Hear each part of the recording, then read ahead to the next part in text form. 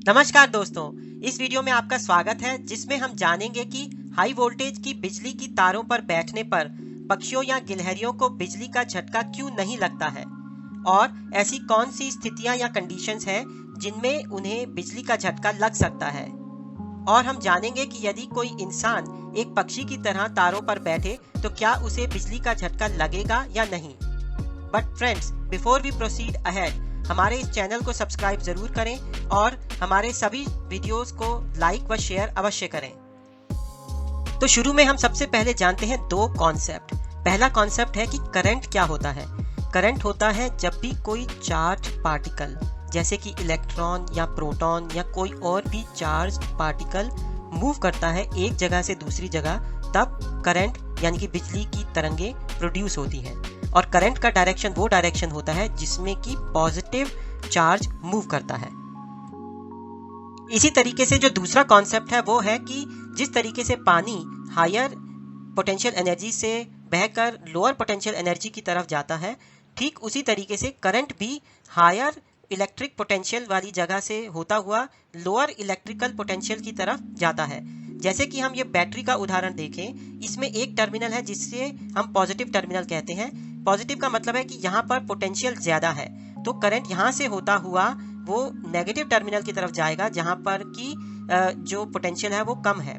तो इस कॉन्सेप्ट की इम्प्लीकेशन यह है कि करंट को चलने के लिए एक क्लोज्ड लूप चाहिए, यानी कि क्लोज्ड सर्किट, जिसमें कि वो हाई पोटेंशियल की तरफ से होता हुआ लोअर पोटेंशियल की तरफ जाए। और यदि यह लूप कंप्लीट नहीं होगा, यानी कि सर्किट बंद नहीं होगा, यानी कि बीच में कोई बाधा आ जाएगी, तब वह करंट बिल्कुल भी फ्लो नहीं करेगा।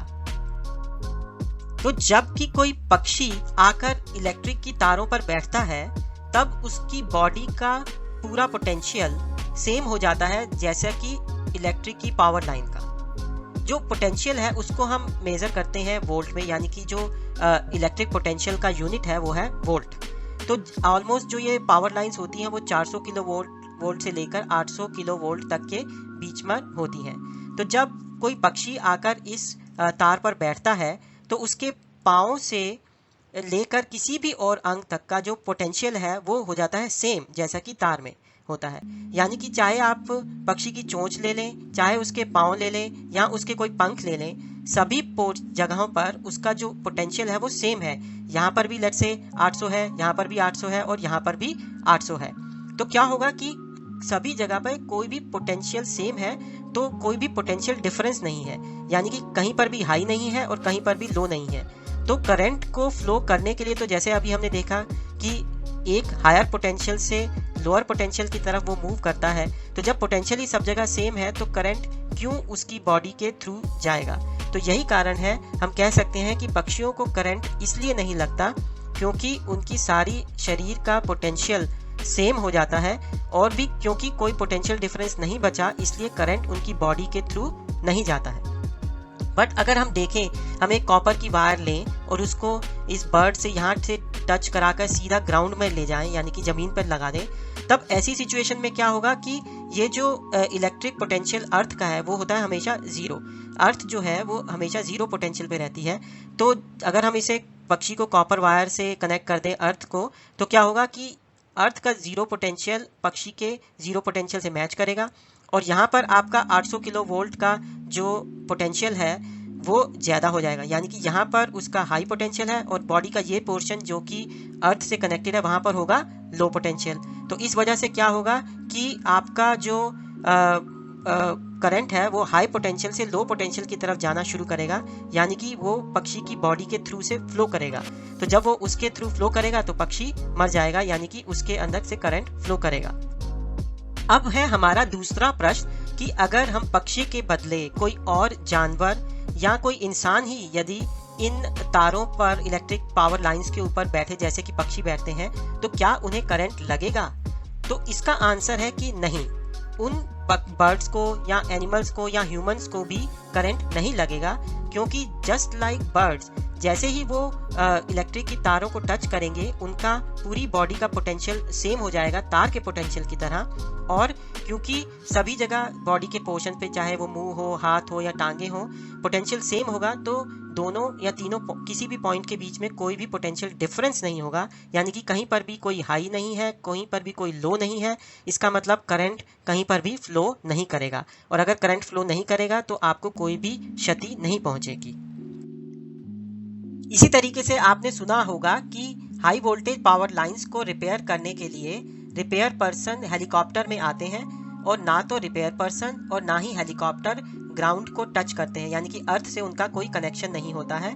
और इसीलिए जब वो हवा में ही रहते हैं तब वो आसानी से इन पावर ट्रांसमिशन लाइंस को रिपेयर कर पाते हैं, क्योंकि उनका पोटेंशियल भी तार के जैसा ही हो जाता है। और क्योंकि पोटेंशियल सेम होता है, कोई पोटेंशियल डिफरेंस किन्हीं भी दो पॉइंट्स में नहीं होता है, तो उन दो पॉइंट्स के बीच में करंट फ्लो नहीं करता। इसीलिए वो आसानी से उन तारों को रिपेयर कर सकते हैं।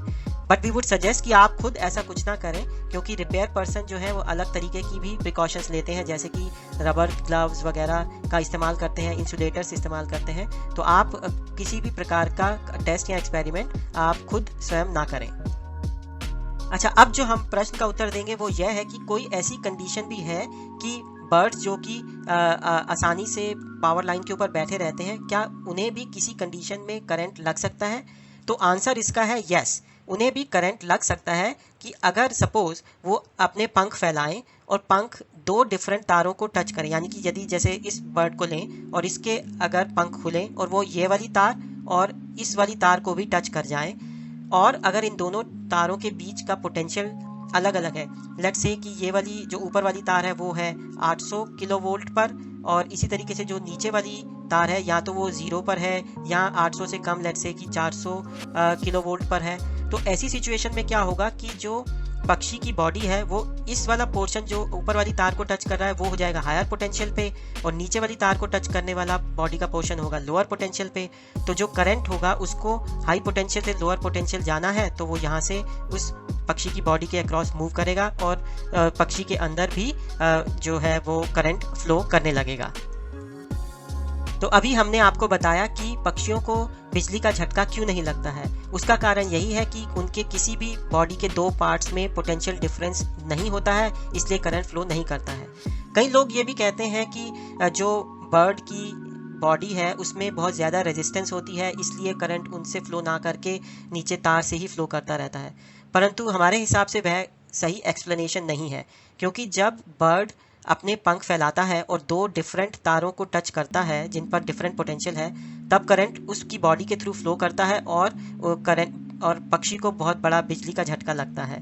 तो पक्षी की बॉडी तो वही है, अगर उसमें हाई रेजिस्टेंस है तो वो उस कंडीशन में भी जब वो दो डिफरेंट तारों को टच कर रहा है, रेजिस्टेंस करंट को रोक लेना चाहिए, पर ऐसा क्यों नहीं होता? तो रियल रीज़न जो है पक्षियों को करंट ना लगने का सिर्फ यही है कि उनका पोटेंशियल सारी बॉडी में सेम होता है, और इसीलिए उन्हें करंट नहीं लगता है, क्योंकि करंट को फ्लो करने के लिए पोटेंशियल डिफरेंस चाहिए ताकि वो हाई से लो की तरफ जा सके।